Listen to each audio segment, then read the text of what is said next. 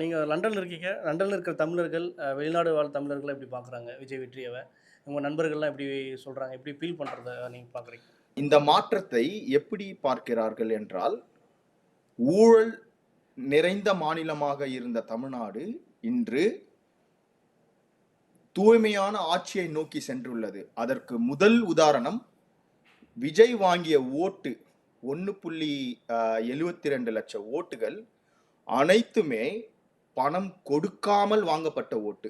இதுதான் உண்மையான ஜனநாயகம். ஒரு ஜனநாயகத்தில் மக்கள் எப்படி வாக்களிக்க வேண்டும் என்றால், அவர்களுக்கு பிடித்தவர்களை எந்த எந்த ஒரு அதாவது ஓட்டு போடும் அந்த நிமிடத்தில் எந்த ஒரு எதிர்பார்ப்பு இல்லாமல் ஆட்சி நன்றாக இருக்க வேண்டும், தனக்கு தேவையான தலைவர் வர வேண்டும் என்ற எண்ணத்தில் மட்டும் ஓட்டளிக்க வேண்டும்.